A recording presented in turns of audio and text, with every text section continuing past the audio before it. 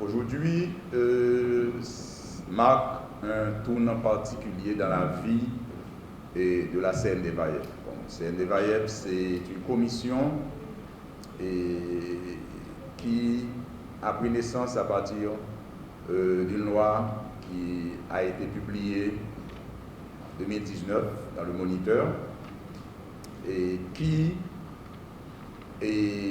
exigeait pour son application la mise en place d'une commission dont la responsabilité est de travailler en vue de la mise en place d'outils et de documentation permettant d'arriver à la reconnaissance et à la validation des acquis de l'expérience professionnelle. La commission a à peine 1 an et quelques mois d'existence. Donc c'est très très jeune et nous avons le privilège, on ne va pas s'enorgueillir, de pouvoir déjà accoucher 2 études majeures dont l'application des résultats de ces études-là devrait permettre au pays de commencer par repenser ses bases, particulièrement dans 2 champs qu'on a choisis, l'éducation et les métiers et emplois en général, ce qui doit nous permettre de construire à petits pas, bien entendu, cette nouvelle Haïti dont nous rêvons tous. Je ne peux pas démarrer mes propos sans adresser mes remerciements à M. l'ambassadeur, à la coopération suisse en général, qui nous a accompagnés au niveau financier particulièrement, et également à partir de leur ouverture et de leur compréhension, leur attachement à la cause prônée par cette loi, ce qui nous a permis d'avoir ces résultats aujourd'hui. Cette loi, avec cette commission qui a pris naissance à partir de la loi, est une grande première dans la vie de notre société. Et quand on regarde le fonctionnement d'Haïti au niveau de sa grande population active, sans aller vers des chiffres exacts, comme il n'y a pas, à ma connaissance, de statisticiens, des études assez pointues qui montrent les réalités, on pourrait tenter de dire que nous nageons dans plus de 80-85% de l'informel en ce qui a trait aux professionnels qui exercent des métiers de tout genre, petits, moyens, grands. La valorisation des compétences, ça concerne tous les gestuels professionnels de la vie nationale.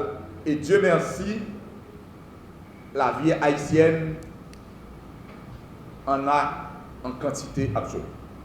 Donc, arriver à mettre les bases pour permettre à tout professionnel de se faire reconnaître et de pouvoir valoriser sa profession, ça vraiment, c'est l'affaire du siècle. Et moi-même, je rends hommage au Créateur qui m'a permis, à ma sortie de carrière, de pouvoir participer à un acte aussi glorieux qui peut permettre à Haïti de se lancer dans sa rénovation. Quelle est l'utilité de texte pareil? Ces textes permettent d'identifier les métiers et les professions qui sont exercées au niveau du territoire national. On a dans le travail, il y a beaucoup d'étudiants qui ont été mobilisés, notamment à travers les universités publiques en région. On a fait appel à des professeurs de l'Université d'État d'Haïti, normalement qui travaillent, que ce soit dans les centres de l'UH à Port-au-Prince ou dans le nord, normalement à Libonade. Donc on a réalisé une étude pendant plus de 7 mois. On a mobilisé pour la formation, pour le référentiel des métiers et des emplois, au moins 100 jeunes étudiants, jeunes universitaires, pour collecter les données sur le terrain. Et il y a des consultants et des professeurs d'université, il y a des experts qui ont contribué à la réalisation du travail. Donc, pour les référentiels et des compétences professionnelles des enseignants, on a mobilisé plus de 35 jeunes universitaires pour collecter les données sur le terrain à travers le réseau des universités publiques en région. Il y a des professeurs qui ont participé également à la réalisation de ce travail. Ce n'était pas facile pour faire ce travail puisqu'on évolue dans une situation de contexte insécurité dans le pays, mais malheureusement, heureusement pour nous, on a utilisé la technologie pour faire le travail, puisque c'est peut-être un effort, comme je disais récemment au coordonnateur. S'il n'y avait pas l'outil d'Internet, on ne pouvait pas réaliser le travail à ce moment-là, parce que c'était une étude d'ampleur nationale, on devait aller dans toutes les communes, surtout pour le référentiel, pour collecter les données. Et deuxièmement, pour le répertoire, on a utilisé un échantillon, dans un premier temps, un échantillon par conglomérat, et ensuite un échantillon stratifié. Donc ça nous a permis de faire des enquêtes avec les syndicats, on a eu des échanges avec les responsables techniques du ministère de l'Éducation nationale, et des syndicalistes de monde enseignants ont été consultés, des professeurs, etc. Donc, des écoles, ce qu'on appelle la caractéristique socio-institutionnelle des écoles en Haïti, l'école publique, l'école nationale, l'école prélistérale, etc. Toutes ces structures-là ont été consultées, bien entendu, au niveau de l'échantillon. Donc, ça nous a permis de rencontrer également des personnes ressources au niveau du secteur de l'éducation, des responsables très importants et qui nous ont donné leur point de vue, leur lecture, leur compréhension de la réalité. Donc, pour réaliser le travail, on a mobilisé une équipe, je dirais, dynamique, parce que ce sont des jeunes qui étaient vraiment satisfaits de leur travail, parce que sans l'apport, la détermination de ces jeunes-là, on ne pouvait pas réaliser le travail. Donc, dans le répertoire, il y a 10 groupes professionnels. On a identifié 10 groupes professionnels. Ça va du gouvernement jusqu'au niveau des gens qui n'ont aucune qualification. Et donc, à côté des 10 groupes, on a identifié 97 sous-groupes professionnels et 103 familles professionnelles et 1791 métiers ont été identifiés au niveau du pays. Alors, je dirais que cette étude, c'est une étude exploratoire pour Haïti. Je ne dirais pas que tous les métiers ont été identifiés, puisque c'est une étude exploratoire. Il revient au ministère de l'Éducation nationale, notamment à la commission, probablement dans les études de mise à jour, pour déceler, pour identifier des nouvelles professions, puisque l'économie nationale est appelée à développer. Vous savez qu'en économie, toute nouvelle qualification, je pourrais appeler, et toute nouvelle théorie est le pouvoir final d'une théorie ancienne. Tout comme pour l'économie, à chaque nouvelle étape de la vie économique, on crée des nouveaux métiers. Donc, je pense que ça va être le cas pour Haïti, on va avoir des nouveaux métiers. Donc, on a identifié des métiers qui sont en voie de disparition, et ce qu'on appelle les métiers émergents. Tous ces métiers-là ont été répertoriés et identifiés et classés au niveau du répertoire. Donc, ça, le travail est très important pour Haïti. Ça va nous permettre d'avoir des idées sur le marché du travail. On collecte des informations sur le marché du travail. On a des informations sur les groupes professionnels, etc. L'identification professionnelle, l'identité professionnelle. Parce que sans l'identité professionnelle, on ne peut pas identifier un groupe. Les normes du travail, etc. Tout ça a été fait dans le travail pour le répertoire. Maintenant, pour le référentiel. Alors, le référentiel de compétences professionnelles, c'est très important parce que souvent on enseigne, dans tous les corps de métier, il y a ce qu'on appelle les normes, les références. Donc, si on n'a pas de référence, ce qu'on appelle l'intangible, et pour identifier une activité professionnelle, un cœur de métier, on ne pouvait pas avancer. Donc, je félicite également le travail quand le coordonnateur a décidé, puisqu'il prêchait effectivement, il est du ministère de l'Éducation nationale, il prêche également pour son institution, je comprends ça très bien, de faire un travail conséquent sur le référentiel de compétences professionnelles.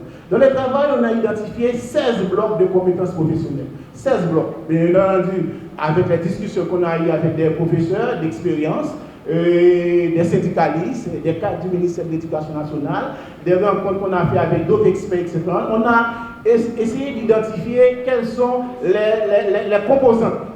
Pour chaque groupe, pour chaque bloc de compétences, il y a une compétence, et pour chaque compétence, il y a des composantes, et pour chaque composante, il y a des indicateurs.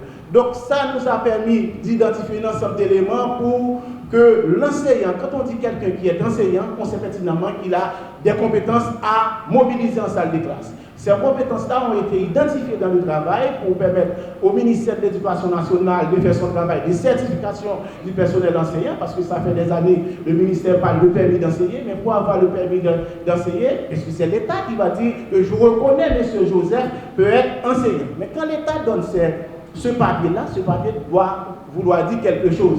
Donc pour que cela puisse avoir un impact, normalement on devrait avoir des normes, des éléments référentiels. Donc ça a été identifié. Donc on a un référentiel de compétences du métier d'enseignant pour Haïti. Donc je pense que c'est très important.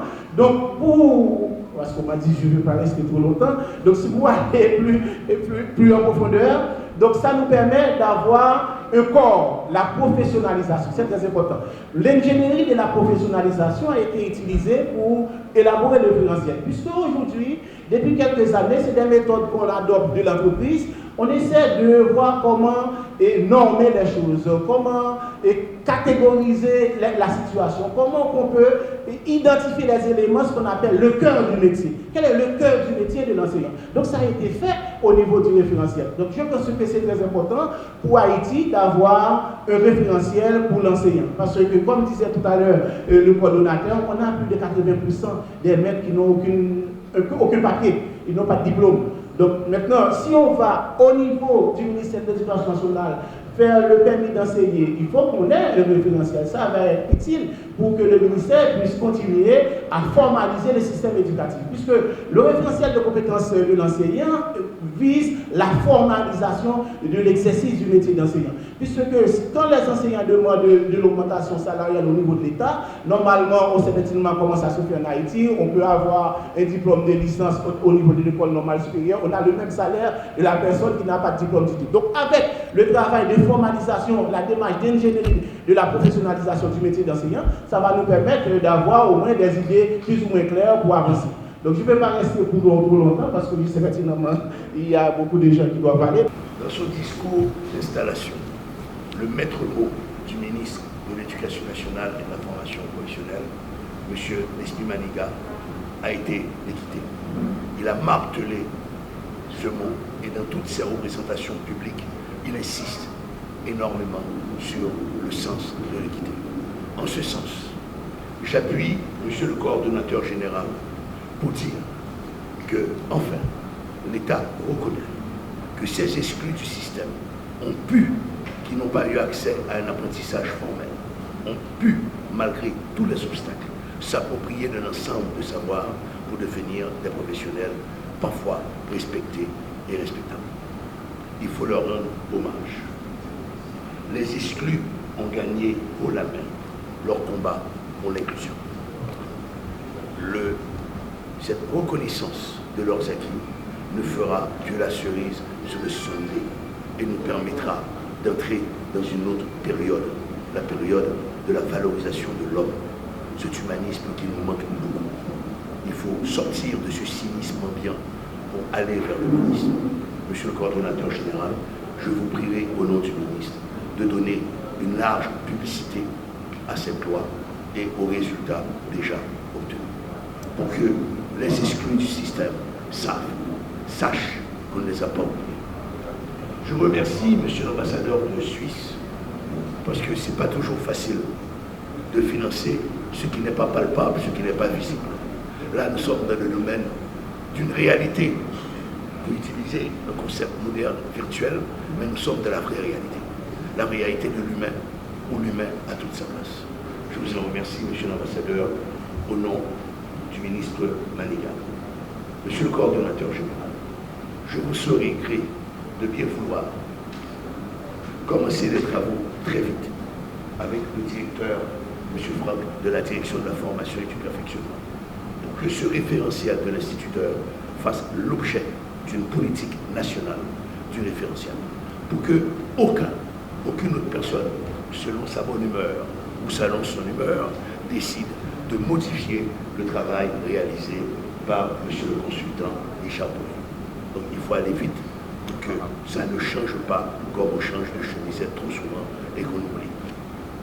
La Suisse s'engage dans le pays avec un programme de coopération 2022-2024 et dans les deux domaines d'intervention, la gouvernance locale et le développement économique résilient au choc, la formation professionnelle a un rôle très important, surtout dans leur construction et dans la reconstruction du Sud, du Grand Sud.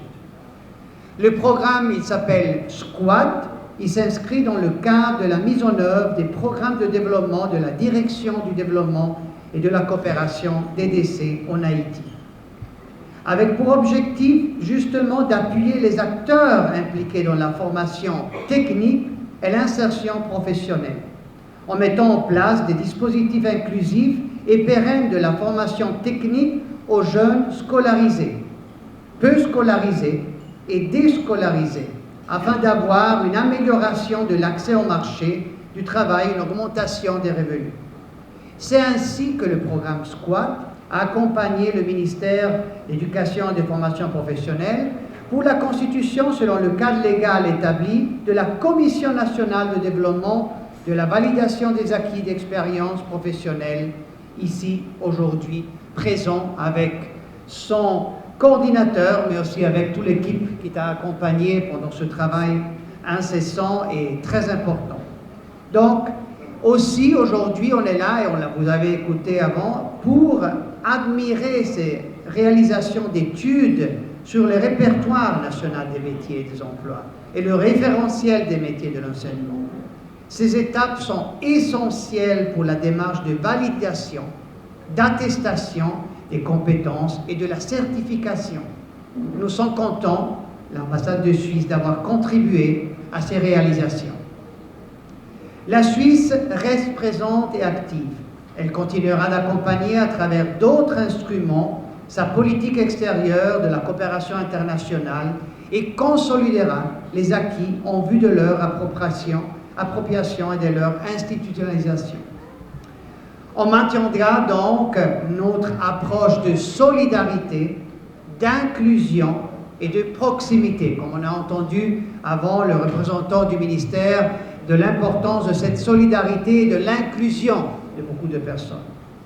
Son engagement est justement de laisser personne de côté, d'inclure tout le monde, comme on le fait déjà, et de favoriser l'inclusion des groupes vulnérables.